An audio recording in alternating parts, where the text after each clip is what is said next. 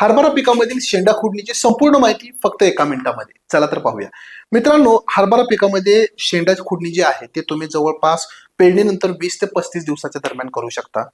ज्यावेळेस आपले पीक 4 ते 5 फांद्याच्या अवस्थेमध्ये असायला हवं. तुम्हाला फक्त वरचा 1 ते 2 इंचाचा भाग खोडायचा आहे आणि ही शेंडा खोडणी तुम्हाला हरभऱ्यावरती फुलं येण्याच्या अगोदर करायची आहे.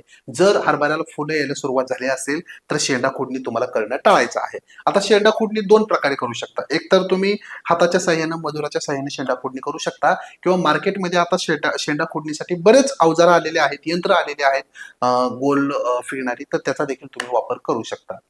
आता शेंडा खुडणी का करायची? मित्रांनो बघा, ज्यावेळेस आपण शेंडा खुडतो त्यावेळेस उभी वाढणारी जी वाढ असते आपल्या हरभऱ्याच्या झाडाची ती थांबते आणि साईडनं वाढ त्या ठिकाणी चालू होते. म्हणजेच अधिक फांद्या त्या ठिकाणी, अधिक पाने तुम्हाला झाडाला दिसून येतात. आणि सर्वात महत्वाचा फायदा म्हणजे ज्या ठिकाणी शेंडा खुडणी झालेली आहे त्या ठिकाणी फुलांची आणि घाट्यांची संख्या आपल्याला जास्त आलेली दिसून येते. त्यामुळे झाडाची अनावश्यक वाढ टाळण्यासाठी आणि अधिक फुल आणि अधिक घाटे मिळण्यासाठी आपल्याला शेंडा खुडणी करणे खूप गरजेचं आहे. चला तर, माहिती आणि व्हिडिओ कसा वाटला कमेंट्स बॉक्समध्ये नक्कीच सांगा. व्हिडिओ आवडला असल्यास हा व्हिडिओ तुमच्या इतर हरभरा उत्पादक शेतकऱ्यांबरोबर नक्की शेअर करा. आणि सर्वात महत्त्वाची गोष्ट, तुम्हाला जर मी बनवलेलं हरभरा पिकाचं शेड्यूल हवं असेल तर खाली दिलेल्या व्हॉट्सअप नंबरवरती आम्हाला लगेच मेसेज करा. धन्यवाद.